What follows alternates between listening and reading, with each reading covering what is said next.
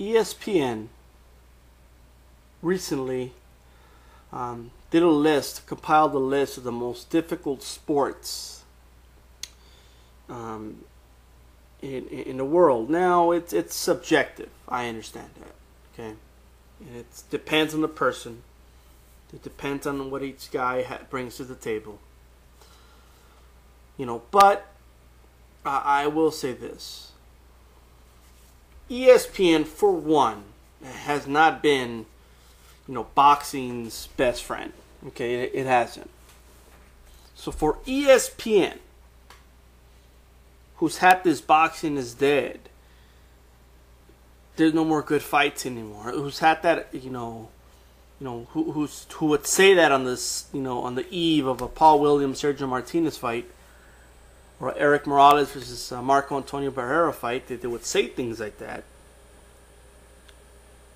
Listed boxing as the #1 most difficult sport in the world. Now this, not surprisingly, upset a lot of MMA fans. Okay. Now look, two different sports. I understand that. Okay. But if we look at the tools that are used in each sport, then honestly, I do not see how MMA, especially looking at the facts involved, I could not see why it's preposterous that MMA, will not be considered. Okay, martial arts was considered, and I guess you could count that as MMA, I guess. But wrestling was in the top 10 as well, I believe. So it's all, again, subjective. However, if we look at the facts, let's just look at the facts here, okay? Boxing is participated by thousands upon thousands of fighters worldwide, many of whom have either been doing it since they were 15 years old, like the Philippines and Mexico as a professional, or in countries that have very good amateur program, have been doing it as an amateur since they were young. Now, they turned pro. Even when they turn pro, they gotta develop them. It takes time. It takes effort. It truly does. Now, one thing that I do not like hearing, because the way they say it makes boxing sound cheap. It's a way to cheapen the sport, especially when you watch MMA and they say it. Boxing is just a little part of what we do in MMA. That's false and that's wrong. Throwing punches is something you do in MMA. But make no mistake about it, you're not boxing. Okay? You're not. It's a different stance, different movement. You're not doing the same type of things that you would do in boxing, like use your height, stand tall, slip punches, bob and weave. It's completely different. It's a completely different sport in that aspect.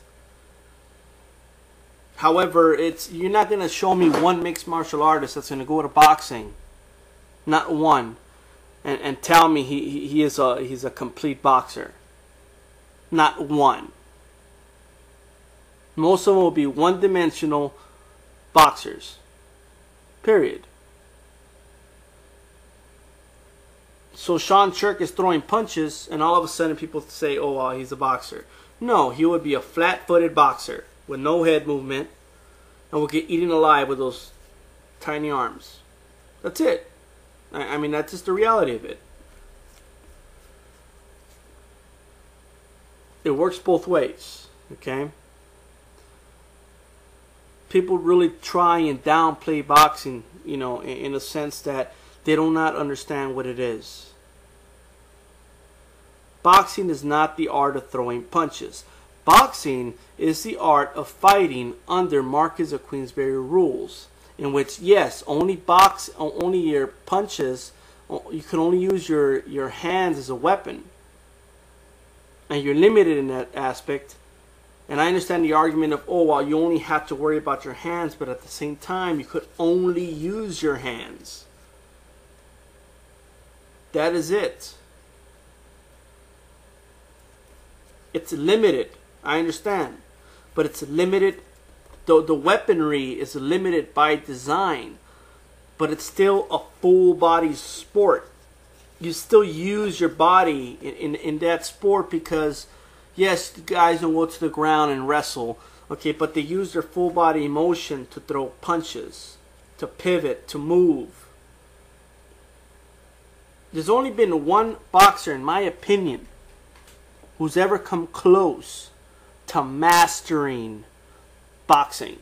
Only one guy who you can honestly say was a multi-dimensional boxer who did everything, that nothing was missing in his arsenal. A lot of things in boxing, you have to be born with it. In other martial arts, you can learn them. To be a full-fledged boxer. I mean, we're talking about all types of things. Things you're born with, like a chin, punch resistance, punching power, reflexes, speed. Can you improve those things? Of course, if you work at it. But it's better to be born with it. Technique.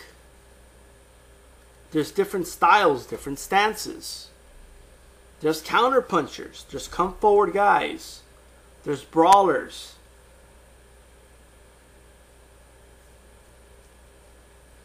There's boxer punchers.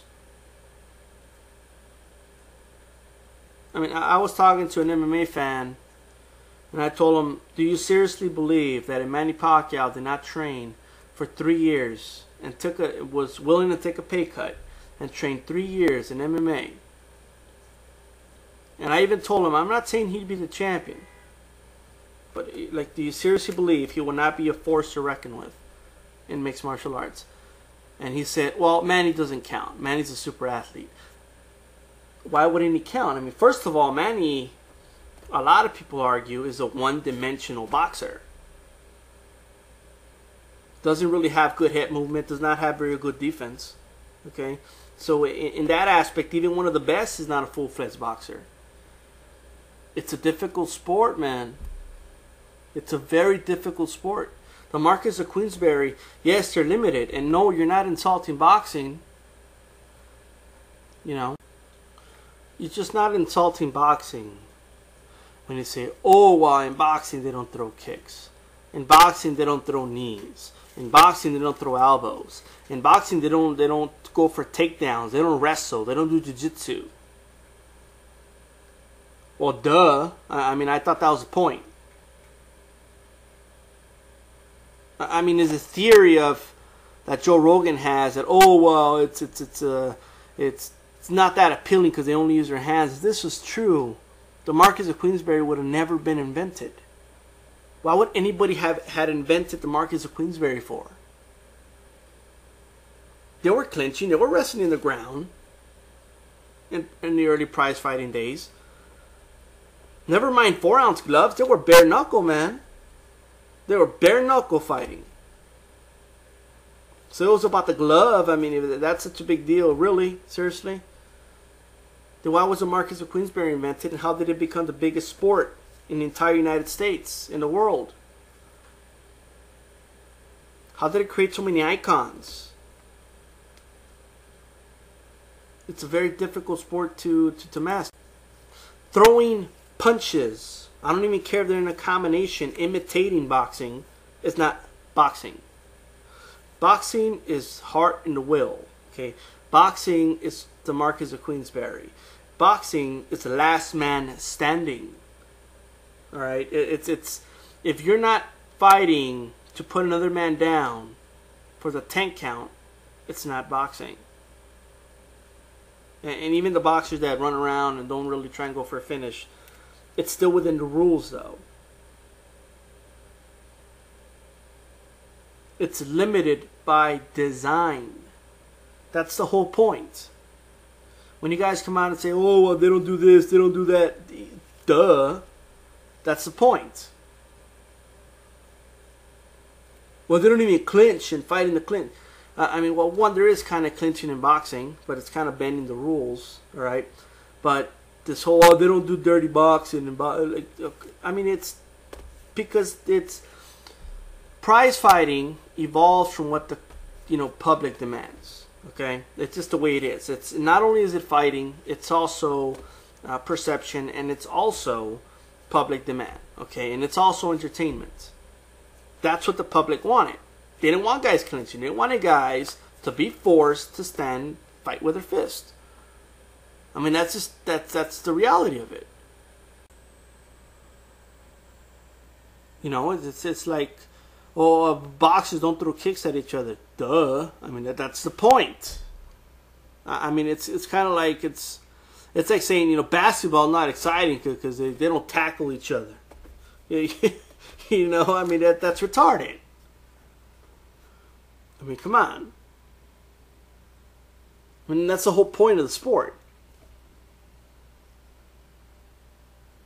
I mean, come on. I don't know. It's limited by design, people. It's designed that way. That's the whole point. There's this guys who could fight against the ropes. Guys who could fight going backwards. There's guys that could fight on the inside. Guys who could fight on the outside better.